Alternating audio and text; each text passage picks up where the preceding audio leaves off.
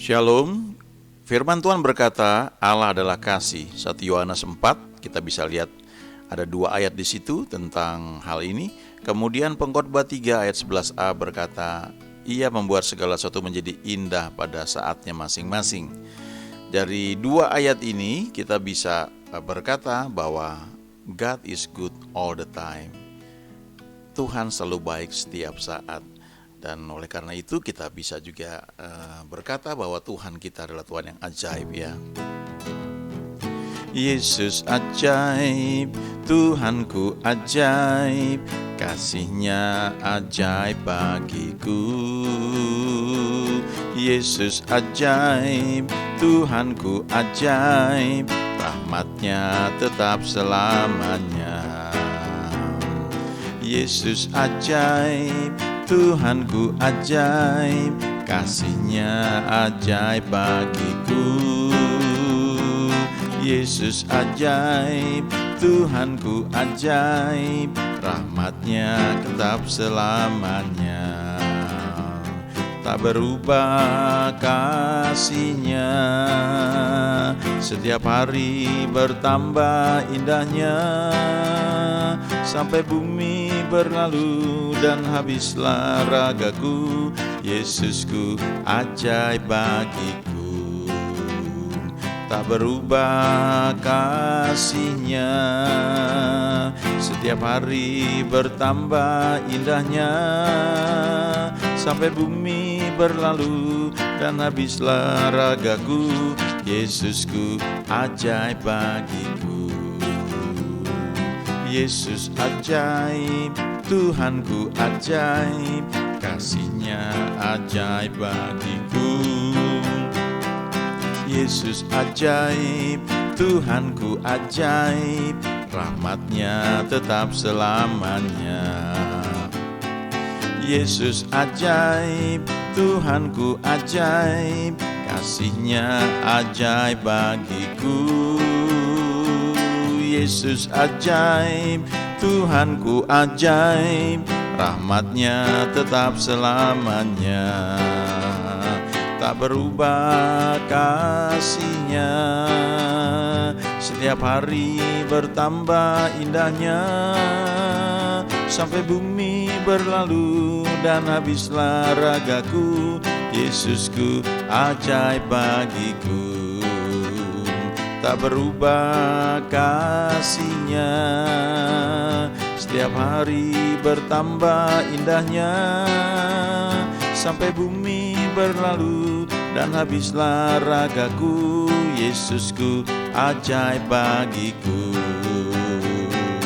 Yesus ajaib, Tuhanku ajaib, kasih-Nya ajaib bagiku. Yesus ajaib, Tuhanku ajaib, rahmat-Nya tetap selamanya. Rahmat-Nya tetap selamanya. Rahmat-Nya tetap selamanya.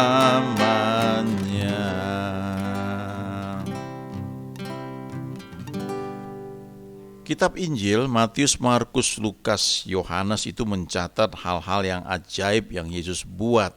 Dan itu membawa kita untuk percaya bahwa kalau Dia buat itu di masa lalu, sementara Yesus itu adalah firman yang menjadi manusia, maka kita bisa percaya bahwa Dia juga mau membuatnya dalam kehidupan kita. Ya, Dia mau menolong kita.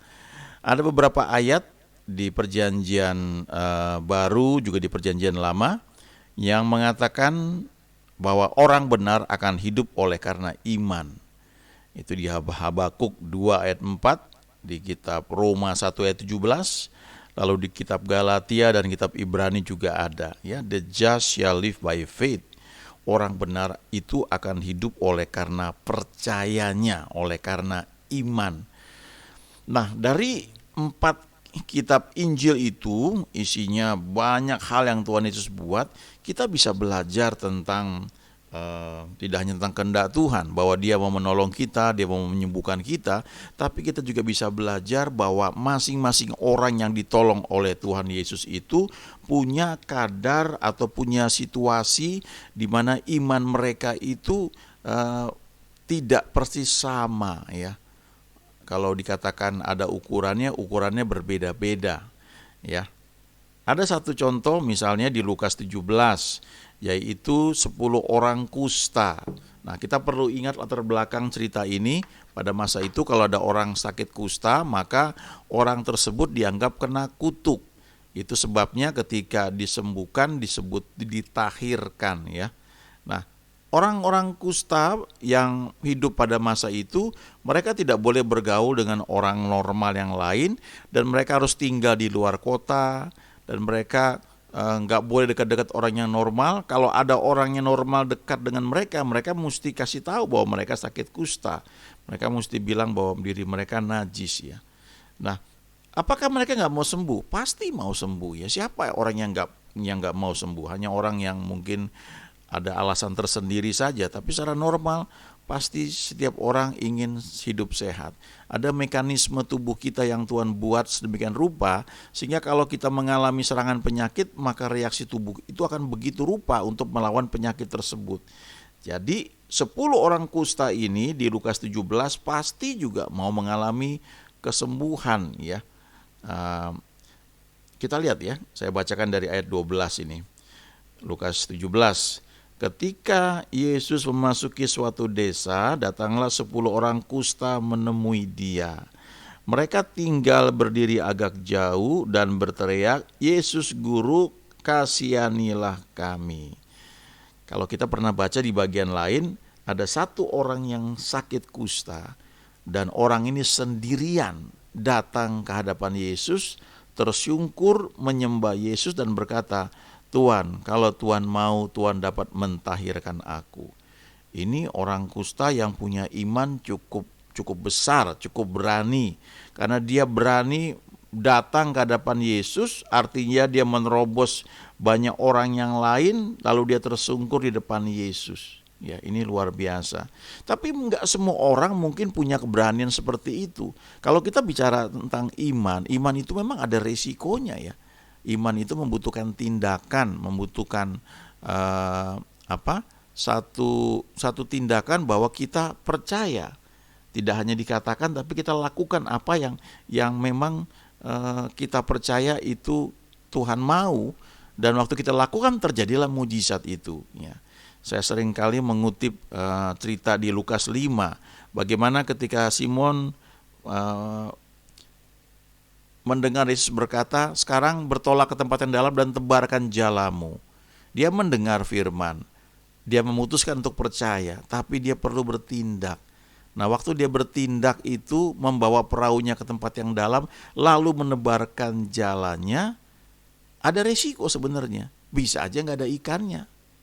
Itu kan kalau secara logika itu orang gila ya, yang melakukan hal yang dia tahu ini nggak akan bisa. Tapi kita baca di Lukas 5 itu, Simon bilang, "Karena engkau yang menyuruhnya, aku akan menebarkan jala juga." Dan waktu dia lakukan, akhirnya banyak ikan yang dia tangkap. Lalu 10 orang kusta ini ya, mereka nggak punya cukup keberanian. Mereka nggak berani menanggung resiko kalau mereka datang sendirian kepada Yesus ya. Artinya tidak bareng-bareng tapi sendirian, mungkin mereka nggak cukup berani. Tapi ketika mereka bersama-sama, mereka cukup berani datang menemui Yesus, tapi berdiri dari jauh. Mereka berteriak saja, "Yesus Guru, kasihanilah kami." Ya. Ini satu pelajaran ya. Kadang-kadang kita dalam doa itu tidak cukup punya iman untuk meraih apa yang kita butuhkan atau kita rindukan. Misalnya ya kalau contoh di sini ya sedang berdoa supaya mengalami kesembuhan. Maka hal yang bisa kita lakukan adalah coba cari teman, cari orang lain yang bisa menolong kita sehingga secara bersama-sama kita punya iman yang sama. Saya menyebutnya ini seperti corporate faith ya. Bertahun-tahun yang lalu saya ingat ketika waktu itu di gereja belum ada diajarkan mengenai kesembuhan ilahi. Kalau sekarang di sebagian gereja itu banyak ya pelayanan-pelayanan kesembuhan ilahi. Tapi pada masa itu tidak ada. Dan saya merasa saya perlu ditolong dalam hal ini. Pengertian saya tentang kesembuhan, bahwa Tuhan mau saya sehat, Tuhan mau saya sembuh, saya perlu ditolong dalam hal itu. Maka secara sengaja saya datang setiap hari Selasa kalau nggak salah di satu kebaktian yang waktu itu ada di Jakarta, dan hamba Tuhan yang berkhotbah saat itu selalu mengkhotbahkan tentang kesembuhan ilahi, tentang healing. Dan waktu saya datang ke sana itu yang hadir mungkin bisa 2.000-3.000 orang, gede gedungnya. Semuanya itu percaya bahwa Tuhan bisa dan mau menyembuhkan. Jadi ketika saya hadir di kebaktian itu, atmosfer itu menarik iman saya untuk percaya Dia juga mau menyembuhkan saya. Ya, itu hal praktis yang bisa kita buat.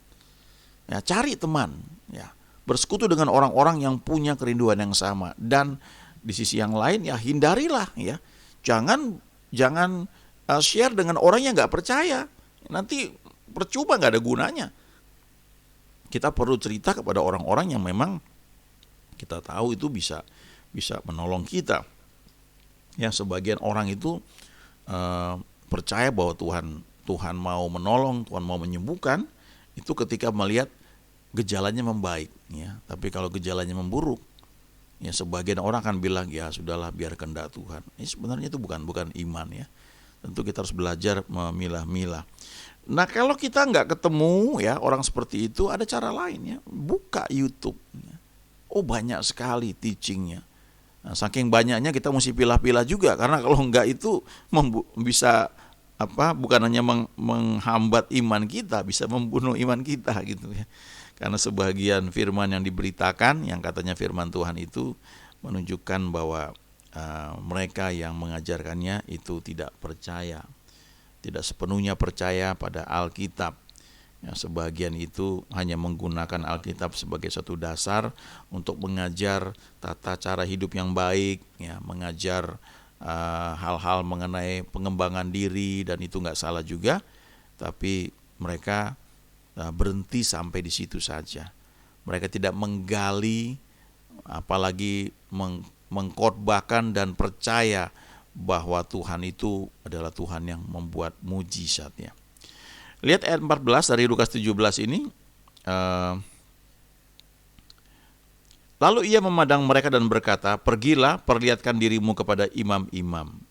Dan sementara mereka di tengah jalan, mereka menjadi tahir. Ini menarik, ya. Pada masa itu orang yang sakit kusta, kalau dia sembuh atau tahir, maka langkah pertama adalah mereka mesti pergi kepada para imam untuk diperiksa. Betul nggak sudah sembuh? Jadi imam-imam ini kayak dokter gitu. Dan kalau sudah sembuh, maka mereka akan memberikan persembahan. Ini kayak kalau situasi sekarang, situasi pandemi, ya, orang yang mungkin kena COVID, ya, maka perlu tes, ya, tes antigen atau PCR untuk menunjukkan bahwa mereka sudah sembuh atau tidak tertular, ya.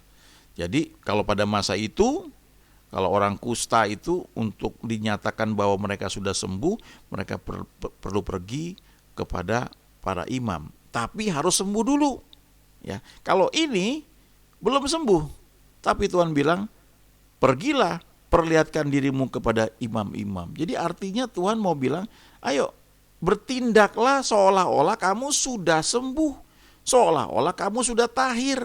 Dan karena itu kalau kamu sudah sembuh, kamu sudah tahir, kamu mesti pergi kepada para imam itu untuk menunjukkan bahwa kamu sudah sembuh dan kamu dinyatakan kamu sudah sehat, kamu sudah tahir, dan kamu boleh bergaul dengan orang lain, ya.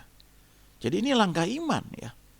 Melakukan sesuatu yang seharusnya sembuh dulu baru dilakukan, tapi Tuhan bilang, ayo lakukan. Dan sementara mereka di jalan, mereka menjadi tahir, ya, menjadi sembuh. Ayat berikutnya, seorang dari mereka ketika melihat bahwa ia telah sembuh, kembali sambil memuliakan Allah dengan suara nyaring dan tersungkur di depan kaki Yesus dan mengucap syukur kepadanya. Orang itu adalah seorang Samaria. Ini menarik sekali, ya. Kenapa hanya satu orang ini yang kembali dan dia tersungkur di hadapan Yesus? Yesus bertanya begini di ayat 14, bukankah ke-10 orang tadi semuanya telah menjadi tahir? Ya. Jadi walaupun Yesus ngelihat, dia tahu ya, ini 10 orang tahir semua ini. Di manakah yang 9 orang itu? Tidak adakah di antara mereka yang kembali untuk memuliakan Allah selain daripada orang asing ini? Orang Samaria pada masa itu tidak dianggap sebagai keturunan orang Israel yang asli. Ya. Kalau baca sejarahnya itu, orang Israel ketika mereka berontak, berkali-kali mereka berontak, khususnya setelah Daud mati, lalu ada Salomo menggantikan. Setelah Salomo mati, maka kerajaan itu terpecah dua. Yang bagian satu sisi disebut kerajaan Israel, lalu sebagian lagi disebut kerajaan Yehuda. Nah, itu yang diperintah oleh keturunan Daud, ya, anaknya Salomo. Tapi karena masing-masing kerajaan ini, baik kerajaan Israel maupun kerajaan Yehuda, pada masa-masa tertentu pemimpin mereka itu jahat, sehingga mereka mengalami juga masa-masa pembuangan. Dan akhirnya ketika mereka dibuang, termasuk orang-orang Yehuda yang mengalami pembuangan ke Babel, ya, itu ketika mereka dibawa ke pembuangan, maka tanah mereka itu diisi sama orang-orang asing. Nah, setelah sekian lama, maka yang tinggal itu yang disebut sekarang kerajaan negara Israel itu sebenarnya kerajaan Yehuda, yang kerajaan Israelnya itu sudah tercerai-berai kemana-mana, ya, karena mereka dibuang, lalu bangsa-bangsa lain itu dibawa, ditaruh di situ. Itu sebabnya kerajaan yang bagian Samaria ini sebenarnya dianggap bukan orang Israel asli, ya, karena mereka sudah campuran. Makanya dikatakan ini orang asing. Nah, pada masa itu Yesus datang untuk orang-orang Israel. Satu ketika ada satu perempuan Sirofenisia yang minta kepada Yesus supaya anak perempuannya disembuhkan. Lalu Yesus bilang, aku diutus hanya kepada domba-domba yang hilang dari umat Israel, ya. Jadi sebenarnya orang Samaria ini tidak masuk hitungan. Nah, cuma kan kadang-kadang, ya, kalau kita mengalami penderitaan yang sama, kita jadi kompak gitu. Ini kalau dalam keadaan sehat, orang Samaria ini ditolak sama orang Yahudi. Orang Yahudi menganggap orang Samaria ini bukan orang Israel asli. Itu sebabnya kalau kita pelajari, ya, di Alkitab ada masa di mana Yesus itu melewat tanah Samaria tapi ditolak kehadirannya, karena memang mereka tidak hidup bergaul dengan orang Yahudi. Tapi ketika mereka menghadapi situasi yang sama-sama kena kusta, mereka jadi temanan, mereka jadi baik, jadi kompak. Kadang-kadang dalam hidup kita itu terjadi, ya, waktu kita menghadapi situasi masalah, kita jadi baik satu dengan yang lain.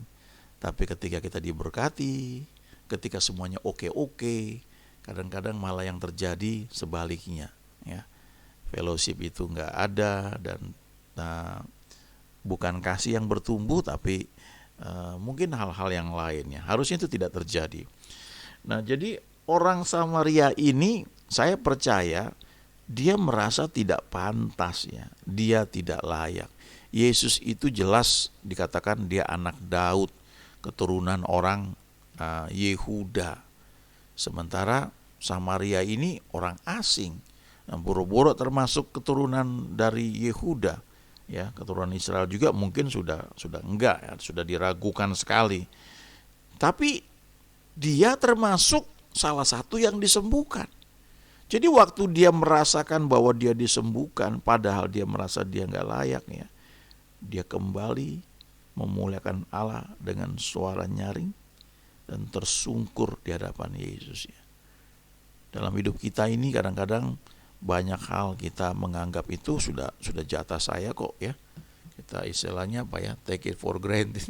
Jadi kita nggak mengucap syukur dengan apa yang ada pada kita, ya. Kadang-kadang sesuatu itu baru kita rasakan berharga ketika sesuatu itu hilang, atau sesuatu itu tiba-tiba akan hilang, baru kita tahu betapa berharganya hal tersebut buat kita. Ya, artinya kita kurang mengucap syukur. Nah, orang Samaria ini contoh yang sangat baik. karena menyadari bahwa dia seharusnya tidak layak untuk sembuh, tapi dia sembuh dan dia tahir. Itu sebabnya dia tersungkur di depan Tuhan dan dia menyembah Tuhan. Lalu Tuhan berkata kepada orang ini, berdirilah dan pergilah, imanmu telah menyelamatkan engkau. Di sini kita belajar satu prinsip ya tentang pertolongan Tuhan, yang tadi saya sudah sampaikan, bahwa kalau kita rasanya nggak cukup punya iman, ayo coba lakukan sesuatu, do something ya, cari teman yang kira-kira sepaham gitu, share, doakan, atau coba baca buku ya. Saya secara pribadi kalau saya butuh suatu dukungan, saya tahu buku-buku apa yang perlu saya baca ya, program apa yang perlu saya lihat di YouTube.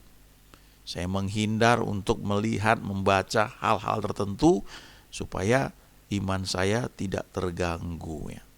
Ada satu buku yang kadang-kadang saya baca ya sebelum tidur untuk menolong saya mengingatkan bahwa Tuhan itu Tuhan yang baik, Tuhan yang mau menyembuhkan. Dan kadang-kadang di lingkungan itu suka ada beberapa ya, kadang-kadang di gereja atau di beberapa tempat itu ya, ada firman yang orang lain mungkin gak percaya dan mereka mengatakan hal yang negatif tentang janji Tuhan tersebut. Nah, saya perlu membaca buku tertentu yang menolong untuk percaya bahwa memang yang saya pegang itu memang benar ya. Tentu perlu juga terbuka pada tuturan Tuhan ya. Oke, berikutnya ada cerita yang lain lagi, yaitu iman perempuan yang sakit pendarahan. Ya, kita melihat di Alkitab ya, di kitab Injil ini ada orang-orang yang punya iman seperti Bartimeus. Dia berteriak kepada Tuhan. Ada orang yang punya iman seperti satu orang yang sakit kusta, ya, punya iman Tuhan bisa, tapi masalahnya Tuhan mau apa enggak. Ya, mentoknya di situ. Lalu ada yang tidak berani sendirian, ya, akhirnya perlu bareng-bareng seperti iman 10 orang kusta. Lalu ada satu yang menarik lagi, yaitu seorang perempuan yang sakit pendarahan, ya. Saya bacakan ini ya dari Markus 5 mulai ayat yang ke-25.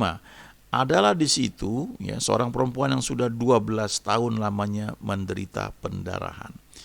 Ia telah berulang-ulang diobati oleh berbagai tabib sehingga telah dihabiskannya semua yang ada padanya, namun sama sekali tidak ada faedahnya, malah sebaliknya keadaannya makin memburuk. Nah, kita lihat di sini kenapa dia berulang-ulang datang kepada berbagai tabib, karena dia mau sembuh.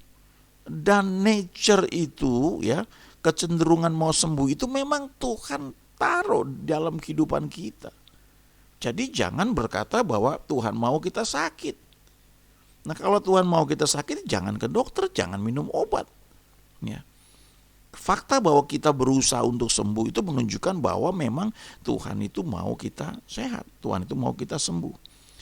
Lalu ayat 27 ya, ini menarik juga, ini perhatikan, ini mirip seperti ya cerita yang lain ya, Bartimeus dan sebagainya. Tapi di sini dikatakan dengan jelas, Markus 5 ayat 27, perempuan ini yang sakit pendarahan sudah mendengar berita-berita tentang Yesus.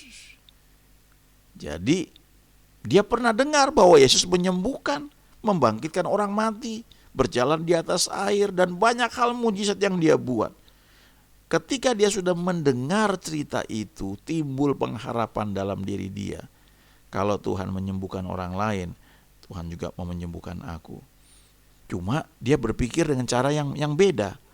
Jadi waktu di tengah-tengah orang banyak itu, dia mendekati Yesus dari belakang dan berusaha untuk menjamah jubahnya. Kenapa? Di ayat 28, dia berkata begini, asal ku jamah saja jubahnya, aku akan sembuh. Ya, kenapa dia perlu jamah jubahnya? Itu ada istilahnya point of contact ya. Itu suatu titik untuk kita pegang untuk melepaskan iman kita ya. Jadi kita bilang seperti perempuan sakit pendarahan ini, kalau aku bisa pegang jubahnya, aku akan sembuh. Nah, saya percaya itu ada Roh Kudus juga yang bekerja, yang mungkin mengarahkan seperti itu.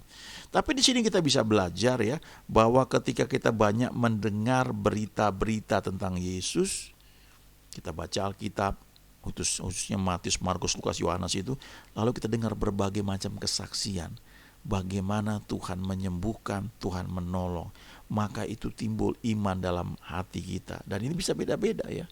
Kadang-kadang seperti dorongannya, kalau aku bisa, kalau di sini kan asalku jamah jubahnya aku akan sembuh. Tapi yang lain tuh bisa beda-beda ya. Ada yang mendapat dorongan, mungkin dia minum air tapi dia mendoakan lebih dahulu, lalu terjadi kesembuhan. Itu point of contact-nya. Ayat 29, seketika itu juga berhentilah pendarahannya dan ia merasa bahwa ia sudah sembuh ya, waktu dia pegang jubah Yesus itu. Yang menarik, saat itu Yesus tahu ada sesuatu yang terjadi. Dia merasa ada tenaga yang keluar dari dirinya. Saya suka bilang ini, dia berkata ini ada yang nyolong listrik ya, nggak bilang-bilang, nggak permisi, main pegang saja tapi terjadi mujizat. Lalu dia tanya, siapa yang menjamah jubahku? Nah, murid-muridnya bingung karena banyak orang di sekitar Yesus, pasti banyak orang yang bersentuhan dengan jubah Yesus. Tapi Yesus bilang, enggak, ini orang khusus. Dia pegang dengan iman sehingga aku merasa ada sesuatu yang keluar ya dari tubuhku ya, ada urapan yang mengalir. Kalau Bapak Ibu teman ya pernah mengalami atau mungkin sering dalam mendoakan orang ya, kadang-kadang waktu kita mendoakan orang ya, kadang-kadang itu kita bisa tahu bahwa orang ini terima ya. Kadang-kadang kita bisa ngerti bahwa orang ini nggak terima, dia nggak percaya. Ada juga beberapa momen waktu kita tumpang tangan ke atas orang tersebut, kita merasakan satu aliran ya, kayak strom, kayak panas gitu, yang mengalir di tangan kita lalu turun ke orang tersebut ya. Nah, saya percaya Tuhan Yesus mungkin merasakan hal yang seperti itu. Tiba-tiba dia merasa ada urapan yang sepertinya mengalir keluar. Dan kemudian perempuan ini di ayat 53, dia takut dan dia gemetar. Awalnya dia berpikir diam-diam aja, gak perlu berkata kepada Yesus, kasihanilah aku. Gak perlu berkata kepada Yesus, kalau engkau mau, engkau dapat menyembuhkan aku. Pegang aja ya, dia gak perlu tahu. Pegang dengan iman dan terjadi mujizat. Lalu dia tersungkur ya, dan dia mengaku dan dia cerita apa adanya, bagaimana dia pernah dengar bahwa Yesus menyembuhkan orang sakit, dan dia berpikir nggak perlulah minta pada Tuhan, pegang aja jubahnya maka aku akan sembuh. Lalu ayat 34 katanya kepada perempuan itu, hai anakku, imanmu telah menyelamatkan engkau, pergilah dengan selamat.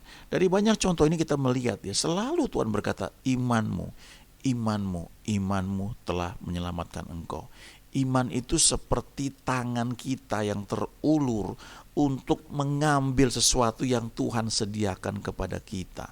Kalau kita datang diundang makan misalnya di satu restoran ya, yang buffet gitu, yang tinggal pilih, maka kita mesti datang. Kita mesti lihat, kita ambil piring, kita lihat yang mau kita makan yang mana, ambil gitu. Ya kalau kita nggak ambil walaupun udah dibayarin ya nggak ada gunanya.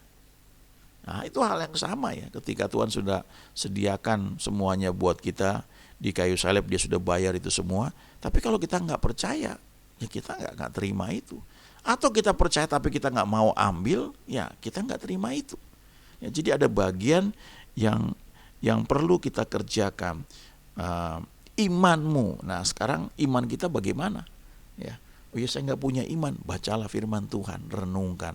Karena Alkitab berkata, iman timbul dari pendengaran dan pendengaran oleh firman Kristus ya. Kadang-kadang kesaksian dari beberapa teman itu bisa menolong kita ya. Dan itu satu sarana di mana kita bisa melihat secara praktis ya. Tidak hanya di Alkitab, di kitab Injil yang ditulis sekian ribuan tahun yang lalu ya, tapi kita bisa melihat yang terjadi sekarang dari kesaksian orang-orang yang menceritakannya, dan kita mendengar itu menolong kita ya. Ada satu pengalaman bertahun-tahun yang lalu ketika saya merencanakan untuk menikah ya. Pada masa itu masa yang sulit ya, dan memang saya berpikir dulu untuk menikah dengan biaya sendiri. Dan anehnya pada masa itu saya dengar sepasang hamba Tuhan yang Tuhan pakai dalam pelayanan dengan luar biasa. Mereka melayani 2 kali di Jakarta dan sekali di Bandung. Dan pada 3 kebaktian itu saya hadir. Dan saya mendengar khotbah yang 2 itu persis sama ya. Yang satu lagi mirip-mirip. Tapi kesaksian dalam ketiga kebaktian itu persis sama. Diceritakan oleh yang pria hamba Tuhan ya, istrinya pemain musik ya, main keyboard. Mereka cerita ya khususnya yang prianya ini, yang suaminya cerita. Mereka cerita ketika mereka itu mau menikah ya. Mereka sudah menyiapkan semuanya, lalu yang pria ini pelayanan ke satu daerah, lalu ketika dia dapat persembahan, terus dia mau simpan itu sebagai persiapan untuk menikah. Tiba-tiba dia merasakan dorongan, dan belakangan dia baru tahu bahwa itu dari Tuhan, untuk mempersembahkan apa yang dia terima itu. Awalnya dia tengking, dia bilang dia nggak tahu bahwa itu dari Tuhan, tapi kemudian dia tahu bahwa itu dari Tuhan, lalu dia turut, dia tabur uang itu ya, istilahnya menabur, dia berikan gitu kepada yang orang lain yang Tuhan tuntun ya. Dan ketika dia pulang pelayanan, dia cerita sama calon istrinya, dan calon istrinya juga percaya bahwa memang Tuhan menghendaki hal itu, jadi mereka dengan tidak mempersoalkan. Lalu diceritakan ketika mereka menikah, ini yang pria bilang, kami hampir-hampir tidak mengeluarkan uang sepeser pun. Karena dalam pernikahan itu ada yang menyediakan ruangan untuk kami pakai, ada yang menyediakan catering, ada yang menyediakan foto pengantin, ada yang menyediakan kendaraan, semuanya. Sampai akhirnya mereka bilang, masa kami nggak keluar uang sih? Ya, mereka coba untuk supaya ada, masa kita nggak keluar uang, istilahnya kayak begitu. Tapi sebenarnya mereka sudah mengeluarkan sebelumnya. Ketika dapat persembahan dan Tuhan gerakan untuk ditabur, mereka taat. Itu kuncinya ya, bukan kita sembarangan bagi-bagi uang, enggak. Semua tuh ujungnya selalu ketika Tuhan menyuruh kita, selalu ke sana. Itu sebabnya kita perlu belajar untuk menangkap suaranya. Begitu kita tahu itu kehendak Dia dan kita lakukan dalam ketaatan, ya jangan khawatir. Tuhan itu enggak pernah berdusta. Ketika kita menuai, itu pasti sampai kepada kita. Enggak mungkin enggak. Jadi hamba Tuhan ini sebenarnya sudah menabur lebih dahulu. Satu persembahan yang sebenarnya digunakan untuk sebagian dari biaya pernikahan mereka. Tapi ketika hamba Tuhan ini taat, maka Tuhan kembalikan berkali-kali lipat. Nah, cerita ini saya dengar 3 kali. Coba bayangkan ya. 3 kali saya hadir di kebaktian, dan dari 3 kebaktian itu 2 khotbahnya persis sama. Yang ketiga nggak persis sama, tapi kesaksian mengenai pernikahannya itu sama. Nah, itu masa-masa ketika saya sedang mau mempersiapkan untuk menikah. Nah, itu tuntunan dari Tuhan. Nah, saya nggak lupa ya, waktu itu kalau nggak salah selang 2 bulan ya, kalau nggak salah mau menikah itu, saya dapat uang cukup banyak dari perusahaan ya. Ada satu sistem yang membuat kalau udah setahun bekerja dapat sejumlah uang begitu. Dan waktu itu sebagian saya doa, saya tabur ke sana, saya tabur ke sini. Itu sebenarnya nekat ya. Dan waktu pas kami menikah ya, itu secara hitungan memang nggak cukup ya. Tapi waktu selesai acara resepsi ya, lalu kami banyak dapat angpau gitu ya. Hampir semua memberikan angpau. Mungkin cuma beberapa orang, nggak sampai 5 yang memberikan barangnya. Ada kompor gas, ada lampu ya. Tapi selebihnya tuh uang cash. sehingga kami tidak hanya bisa membayar seluruh biaya pesta pernikahan itu, tapi kami bisa juga pergi bulan madu ke Bali dan ke Lombok. Satu hal yang sebelumnya tidak terpikir, cuma satu harapan. Beberapa tahun sebelumnya saya pernah pelayanan ke Bali, ya, ke Lombok, dengan seorang teman juga yang jadi hamba Tuhan. Lalu kami melihat keindahan Bali, keindahan Lombok. Lalu ada satu harapan. Kalau boleh nanti kalau menikah bulan madu, Tuhan bawa kami ke sini. Itu nggak pernah terpikir. Nah, untuk bisa sampai terjadi hal itu tentu ada proses yang kita lalui. Ada masa-masa ketika Tuhan gerakkan untuk menabur, ya. Itu bagian dari apa yang akhirnya kami mengalami tuaian, ya. Apa yang saya mau sampaikan? Tuhan itu setia, sangat setia. Lewat kesaksian-kesaksian yang kita dengar seperti ini, dan saya percaya saat ini juga ketika ada di antara Bapak Ibu sedang mendengar cerita ini jawaban, ini konfirmasi, ini peneguhan untuk masalah yang sedang dihadapi. Buka hati, ya. Kesaksian itu tidak harus dijiplak, ya, di copy paste begitu saja.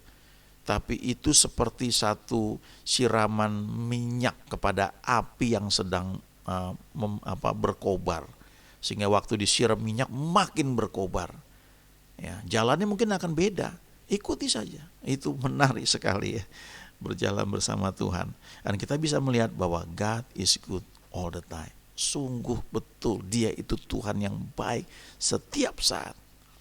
Firman Tuhan berkata God is love, dan He makes all things beautiful in its time. Terima kasih Bapa, terima kasih Tuhan Yesus, terima kasih Roh Kudus. Dalam nama Yesus kami sudah berdoa. Haleluya, amin.